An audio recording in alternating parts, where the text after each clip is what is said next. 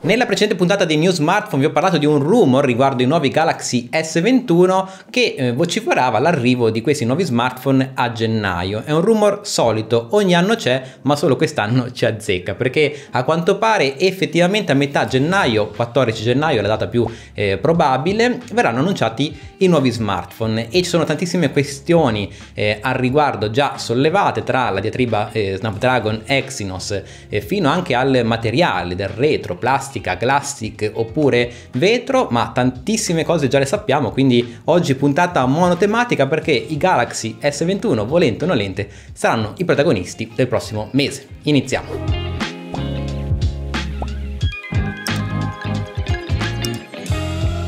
Prima conferma, saranno 3 i modelli anche l'anno prossimo. Galaxy S21 che è riservato un po' per chi cerca uno smartphone un po' più compatto, infatti l'altezza sarà di 151 mm a quanto pare, quindi comunque in quella fascia di smartphone maneggevoli con una sola mano.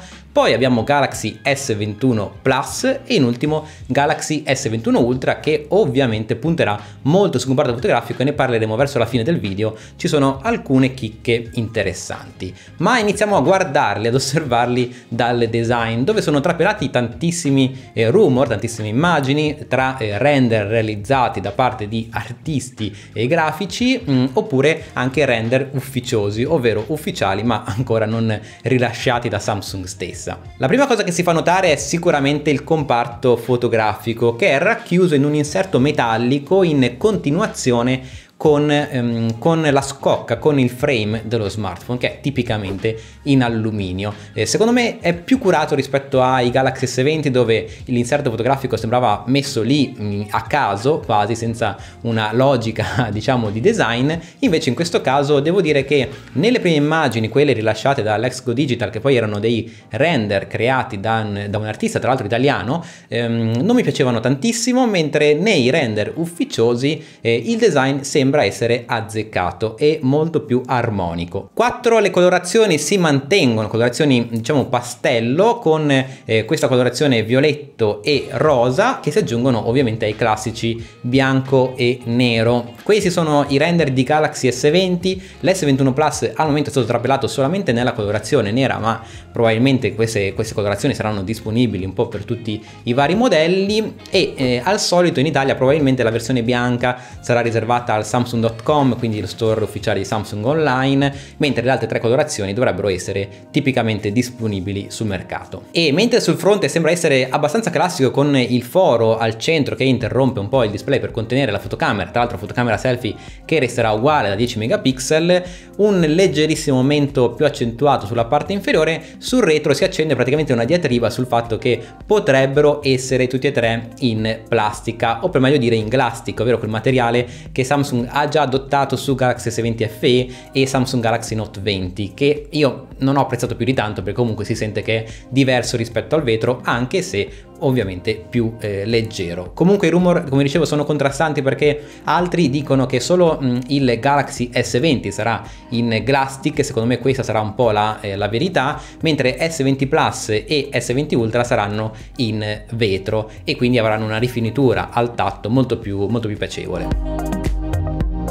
Ma passiamo alle specifiche tecniche e partiamo proprio dal display, visto che ne accennavo: 6,2 pollici per S21, 6,7 pollici per S21 Plus e 6,8 pollici per S21 Ultra, quindi dimensioni, formati non troppo diversi rispetto agli S20. Ciò che cambia è la risoluzione, visto che S21 e S21 Plus avranno risoluzione Full HD+, mentre l'S21 Ultra arriverà fino al Quad HD+, quindi sarà un pochettino più carrozzato. Una costante fra questi 3 invece è il refresh rate, tutti e 3 avranno 120 Hz e ovviamente S21 e S21 Plus potranno utilizzare la risoluzione massima, ma solo perché la risoluzione massima ha fatto un dietrofront rispetto agli S20. Ovviamente Dynamic AMOLED e tutte le varie sigle. Secondo me questa risoluzione un pochettino più bassa potrebbe risultare forse un difetto, però se andrà il display a consumare meno, effettivamente potrebbero essere più vantaggi che gli svantaggi. Novità però sotto al display è il nuovo sensore ultrasonico per la lettura delle impronte, che sarà più grande, più reattivo, quindi sarà sicuramente più sveglio nell'andare a sbloccare lo smartphone. Sugli S10, sugli S20 sì, è reattivo, però non così tanto come magari potrebbero essere altri smartphone in circolazione, probabilmente con questo nuovo sensore le cose qui miglioreranno di netto. E ancora sotto batteria che tendenzialmente sarà molto simile a quella degli S20, quindi 4000 mAh per appunto Galaxy S21, 4700 4800 mAh per S21 Plus e 5000 mAh per S21 Ultra. Quindi l'unico modello che ha ricevuto diciamo un boost in questo senso, 300 mAh in più, è proprio il Galaxy S21, che risulta così ancora più interessante probabilmente, anche se andrà immagino a rincarare un po' la dose nel peso. Quindi moduli di batteria non così diversi, ma c'è un aspetto super interessante, ovvero quello dei consumi. Secondo un diciamo benchmark che è uscito in questi giorni in rete su Twitter, pare che effettuando un test sui Galaxy S20 e sui Galaxy S21 la scarica della batteria sugli S20 era del 55%, sugli S21 del 22%. Questo potrebbe significare effettivamente una durata maggiore della batteria unico o comunque principale neo degli smartphone di Samsung con processore Exynos, e proprio qui arriviamo al sodo. Il discorso è che in Europa sono confermati gli Exynos, in questo caso Exynos 2100, mentre ad esempio negli Stati Uniti lo Snapdragon 888, quindi il nuovissimo processore di Qualcomm. Ma pare che ci sia proprio una svolta tra l'Exynos 990 degli S20 e appunto questo Exynos 2100. Partiamo dalla composizione dei core, che è molto simile appunto alla variante Snapdragon, e questa è un'ottima notizia, con un core principale dedicato alle prestazioni ARM che è praticamente lo stesso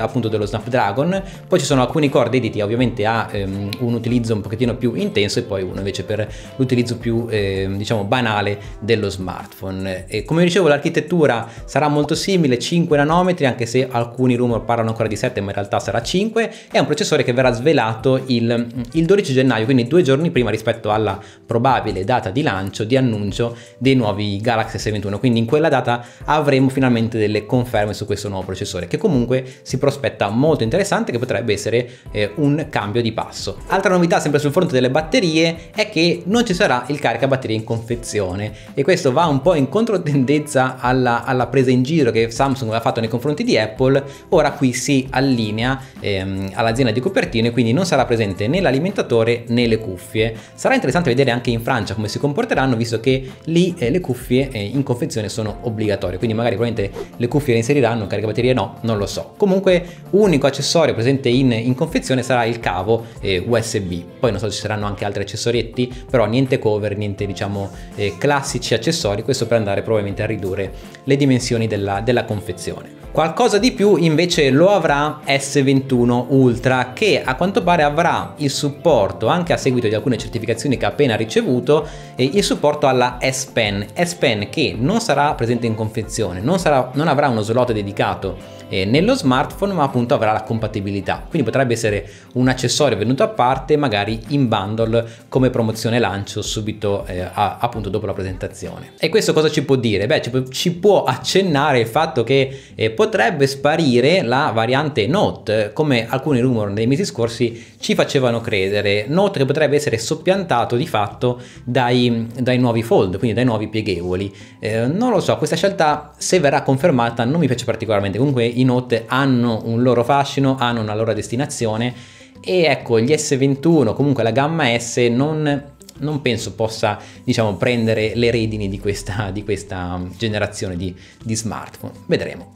Mentre vi mostro ancora qualche immagine, vado veloce sulle specifiche tecniche, che sono più o meno le solite, quindi connettività 5G, 4G, Wi-Fi 6 e tagli di memoria che sono importanti da 128, 256 e 512 GB, affiancati a 8 o 12 GB di RAM. Sul comparto fotografico invece abbiamo un sensore ottico da 12 megapixel, 64 megapixel, 12 megapixel, quello diciamo di mezzo è uno zoom 3x che potrebbe essere semplicemente interpolato, mentre il sensore ultra grandangolare è il terzo, anche quello da 12 megapixel, quindi pochi cambiamenti per S21 e S21 Plus, al netto che siano cambiati effettivamente i sensori o qualche funzionalità diciamo fotografica nuova a livello software, mentre S21 Ultra avrà un nuovo sensore ottico con ingrandimento 10x, quindi teleobiettivo superiore effettivamente all'S20 Ultra. Ecco, quello che vi dicevo inizio video, ovvero la novità sul comparto fotografico, riguarda principalmente la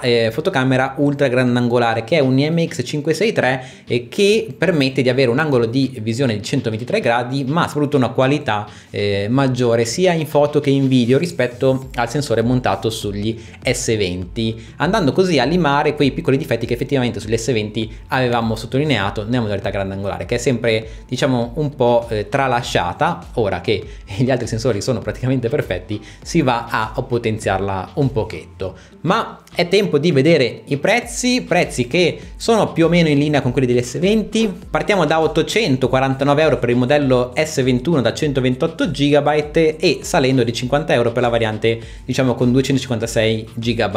S21 Plus invece parte da 1049 euro, mentre la variante Ultra da 1349 euro. Praticamente una conferma, a parte per alcune diversità dei prezzi degli S20, appunto, come vi dicevo. Non ho al momento visibilità su modelli 4G o modelli 5G, quindi probabilmente ci saranno solo i modelli 5G. Disponibilità che dovrebbe avvenire nella seconda metà di gennaio, al massimo inizio febbraio. Al momento le informazioni sono ancora molto scarse al riguardo, però comunque molto prima rispetto agli altri anni. E se volete già rendere magari un pochettino più S21 il vostro smartphone, sono già disponibili gli sfondi al download. Vi lascio il link in descrizione all'articolo. Bene, ma questa puntatona monotematica sugli S21 era ovviamente doverosa, perché come dicevo saranno i protagonisti del prossimo mese. Fatemi sapere nei commenti che cosa ne pensate, se vi aspettavate qualcosa di più oppure se vi aspettavate qualcosa di meno, ovviamente al netto delle conferme che avremo nei prossimi giorni. Per questo video era davvero tutto, lasciate un bel like se vi è piaciuto, iscrivetevi al canale e noi ci vediamo al prossimo video. Ciao!